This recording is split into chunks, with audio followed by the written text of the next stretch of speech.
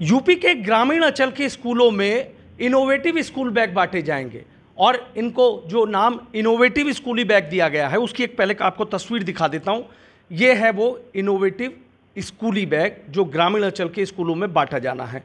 क्या इसकी खासियत है, कितने ये स्कूल बैग बांटे जाएंगे, क्या ये पूरी योजना है, इसी पर हम बात कर लेते हैं बीजेपी के राष्ट्रीय उपाध्यक्ष और राज्यसभा सांसद डॉक्टर लक्ष्मीकांत वाजपेयी से।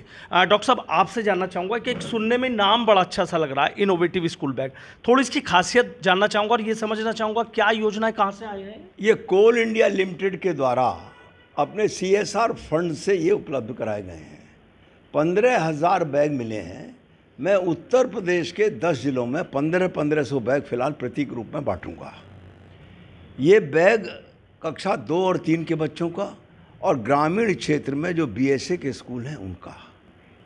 मैंने इसके लिए हर जनपद के जिलाधिकारी के माध्यम से ग्रामीण स्कूलों से BSA से सूची आई है और जिलाधिकारी जी के द्वारा सत्यापित करके जो सूची भेजी गई है उनको ये बटेंगे। इस बैग का सबसे बड़ी खास बात यह है कि कानपुर IIT के द्वारा इसको बनाया गया है और सही माने में अगर मैं कहूँ तो ये कानपुर IIT की ही देन है।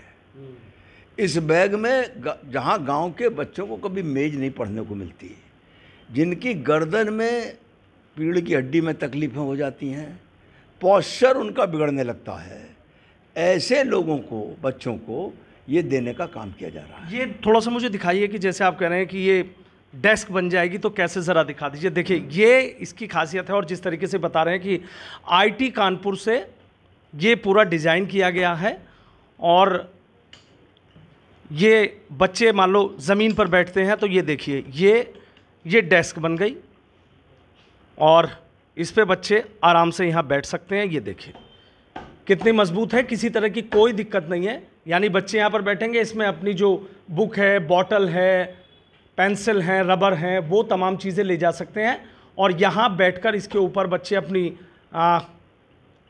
कॉपी रख के कुछ नोट कर सकते हैं, लिख सकते हैं। और ऐसे जो 15,000 बैग हैं वो मिले हैं। डॉक्टर लक्ष्मीकांत वाजपेयी ने ये प्रस्ताव दिया था कि इस तरीके के कोई स्मार्ट बैग या इनोवेटिव बैग अगर बनाए जाएं तो यही बन गए हैं।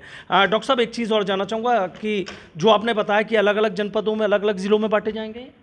मैं उत्तर प्रदेश से सांसद हूँ, मैं अब मेरठ का सांसद नहीं, ना मेरठ से विधायक, तो स्वाभाविक प्रक्रिया है कि जो संसाधन मुझे उपलब्ध होंगे वो मैं प्रदेश के प्रत्येक जिले तक पहुंचाऊं, ये मेरा फ़र्ज बनता है। ये ठीक है कि वो सब ऊँट के मुंह में जीरा है, लेकिन शुरुआत तो है।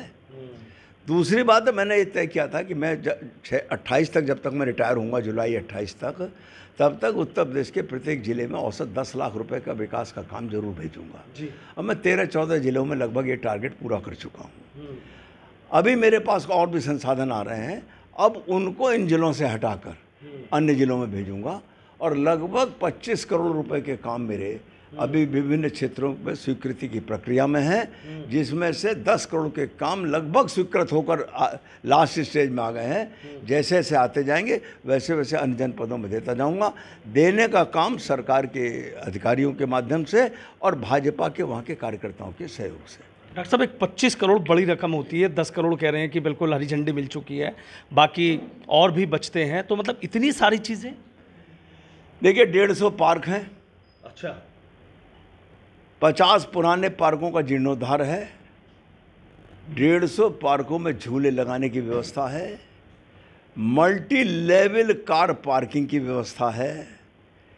2 सामुदायिक केंद्र बनाने का प्रस्ताव है और इसके साथ साथ 150 स्मार्ट क्लासेस ग्रामीण क्षेत्रों में, जो कल्पना नहीं कर सकते थे कि गांव के बच्चे कभी कंप्यूटर की स्क्रीन सामने होगी और वो स्मार्ट क्लास से अध्ययन करेंगे, उसको भी साकार करने का काम मैं CSR फंड के माध्यम से करने की कोशिश कर रहा हूं और हो सकता है कि मुझे सफलता मिलती चली जाए।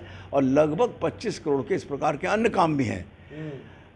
सैनिटरी पैड वेंडिंग मशीन 75 मैंने इस दृष्टि से मांगी थी कि उत्तर प्रदेश के एक ज़िले में प्रतीक रूप में एक मशीन लगाऊंगा, आंगनबाड़ी के सहयोग से या किसी ऐसी जगह पर लगाऊंगा जहां महिलाएं सुविधा से ले सकें, बिना किसी संकोच के ले सकें। इस तरह की व्यवस्था करने का भी मेरा योजना है। तो ये माना जाए, अभी इनोवेटिव बैग की बात हो गई, स्मार्ट क्लासेस की आप बात कर रहे हैं कि 150 स्कूल में स्मार्ट क्लासेस निश्चित हो जाएंगी। देखिए, सरकार के पास संसाधनों की कोई कमी नहीं है। संसाधन को उचित प्रस्ताव बनाकर उचित जगह पर इस्तेमाल करने की मंशा होनी चाहिए। सरकार के पास सब सुविधाएं हैं। मैं छोटी सी एक बात कहना चाहता हूँ।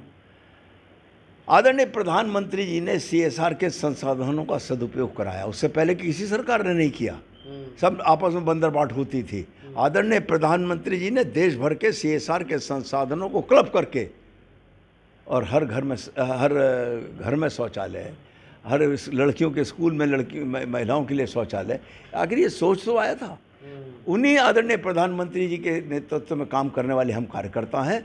हमने भी उसी सोच को आगे बढ़ाते हुए और अपने सीमित संसाधन, अपनी हैसियत, अपनी को ध्यान रखते हुए हमने भी आगे काम किया है। मतलब ये माना जाए 25 करोड़ के काम जब होंगे तो सूरत तो बदलेगी। निश्चित तौर पर 25 करोड़ के काम होंगे और उसके बाद ऐसा थोड़ी कि यही युद्ध विराम हो जाएगा, और आत्मविश्वास में वृद्धि होगी और आगे काम बढ़ेगा।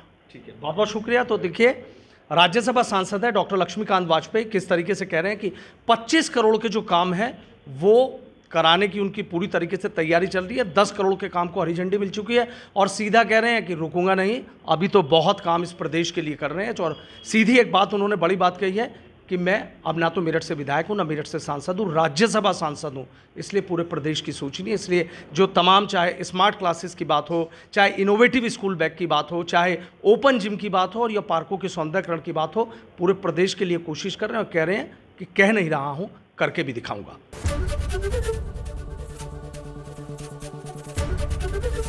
ABP गंगा, खबर आपकी, जुबान आपकी।